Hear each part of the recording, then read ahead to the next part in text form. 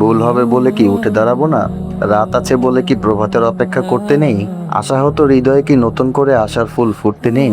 এমন জানা অজানা প্রশ্ন থেকেই উঠে আসে ফিরে আসার হাজারো গল্প তথা তওবার পথে পাড়ি জমানো সেই গল্পগুলোকে সামনে রেখে সালেহ আস-সাদলান রাহিমাহুল্লাহ 4টি মানদণ্ড আমাদের সামনে উল্লেখ করেছেন, যার প্রথম স্তরে রয়েছে ওয়া হুমুল্লাযীনা ইয়াস্তাকিমুনা আলাত তাওবাতি ইলা আখিরি লাহযাতিন ফি হায়াতিহিম ওয়া লাম তুহাদ্দিসহুম আনফুসুহুম বিল আউদাতি ইলা যামবি আও মুকারাফাতিল ইসমি ওয়া হাউলা'i হুম আসহাবুন নুফুসিল মুতমাইন্নাতিল্লাযীনা ইত্তাসাফু বিআলা রুতাবিত তাওবা লিআন্নাহুম সালাকুত তারিকাল মুস্তাকিমা।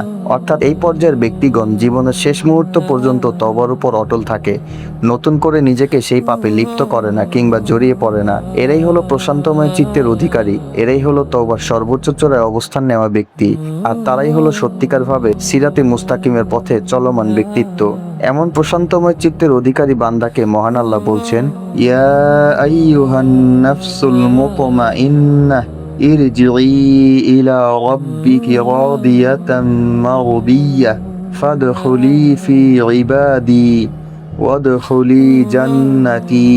অর্থাৎ হে প্রশান্তময় অন্তরের অধিকারী, তুমি তোমার রবের দিকে ফিরে আসো সন্তুষ্ট চিত্তে ও সন্তোষ ভজন হয়ে। আমার বান্দাদের অন্তর্ভুক্ত হও এবং আমার জান্নাতে প্রবেশ করো।